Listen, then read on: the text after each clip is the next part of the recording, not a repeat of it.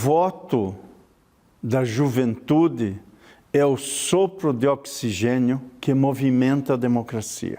Mas essa cidadania da juventude, no nosso modo de ver, é incompleta se ela não se transforma numa participação ativa no processo eleitoral. Por isso, campanhas de sensibilização, divulgação do calendário eleitoral, para que até 4 de maio, os jovens que completem 16 anos até 2 de outubro se inscrevam. Quem não vota, deixa que os outros que votam escolha por si. Conversar sobre esse assunto com o nosso comentarista da CNN, Alexandre Borges, que está no estúdio do Rio. Oi, Alexandre. Boa tarde para você. Bem-vindo aqui ao Visão. Bom, a gente acompanhava agora há pouco as falas do ministro Fachin sobre esses números, sobre jovens que não estão tirando o título de eleitor e não demonstram interesse em votar. Na apuração da CNN, a busca por título de eleitor caiu 82% entre jovens em uma década. É muita coisa. O TSE disse que seria por conta da mudança da pirâmide etária aqui do Brasil. Você concorda com isso ou enxerga alguma outra explicação? Boa tarde, Roberta. Boa tarde a todos que acompanham a Visão. Não concordo. Eu queria pegar esse gancho da excelente apuração da nossa companheira Pauline Almeida em relação a esses números. E eu conversei com alguns especialistas e é interessante, você conversa com 5 especialistas e tem 5 opiniões diferentes. Então não há, inclusive dentro da academia, um consenso em relação à explicação do que está acontecendo. Conversei também com professores em relação ao sentimento que eles teriam dos alunos, né? O que os alunos têm comentado. E também eu sou pai de adolescente, conversei com a minha filha, pedi para ela perguntar para as amigas. Então juntei um pouco desse caldo para tentar ter uma ideia do que está acontecendo. Vamos lá. Primeiro, eu acho que existe uma crise de representatividade. O que significa isso? O jovem não se sente representado pela elite política no Brasil e no mundo. Não é um fenômeno só brasileiro. Você tem, por exemplo, na presidência da República, um homem de 67 anos que busca a reeleição, busca governar dos seus 68 aos seus 72, e o discurso dele não é um discurso particularmente direcionado aos jovens.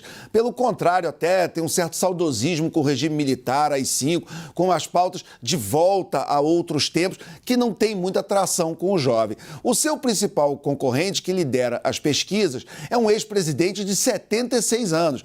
Ele também é muito forte entre os jovens, mas é difícil para o jovem se identificar com um ex-presidente, já teve 2 mandatos, que tem quase 80 anos de idade, que é governado dos seus 77 até os 81, 2.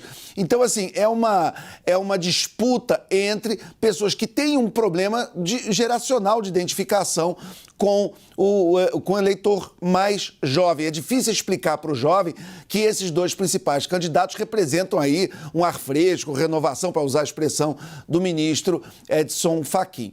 Você tem outros candidatos, até tem um outro que eu ouvi ontem dizendo que quer reestatizar a Petrobras, enfim, quer dizer, uma conversa dos anos 50. É muito difícil hoje você ter e buscar uma linguagem adaptada às necessidades do jovem. Se você juntar isso também, há algumas características dessa época atual, das redes sociais, onde tem a tal da cultura do cancelamento, onde o discurso é muito patrulhado.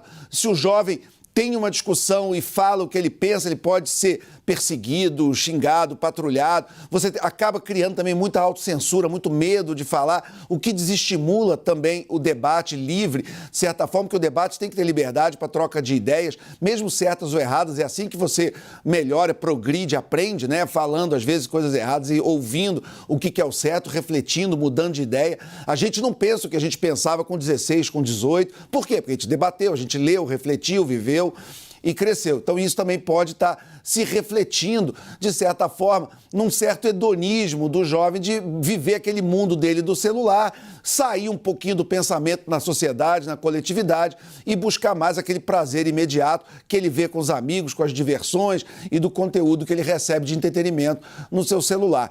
Os problemas do mundo que têm que ser resolvidos, e você engaja o jovem quando você diz que ele pode participar num movimento para melhorar o mundo, também são vendidos para ele como problemas estruturais, grandes demais para ele resolver. Então ele acaba também tendo uma postura um pouco cínico-cética em relação a isso. Ele fala, olha, já que eu não vou consertar o mundo mesmo, já que eu não tenho grandes esperanças de melhorar as coisas, eu vou cuidar da minha vida, eu vou me divertir e vou tocar a minha agenda pessoal um pouco mais individualista. Então acho que nós temos problemas até sociológicos ideológicos muito maiores do que problemas eleitorais. Tem que olhar, claro, precisamos da participação dos jovens, mas não é um problema hoje fácil de resolver.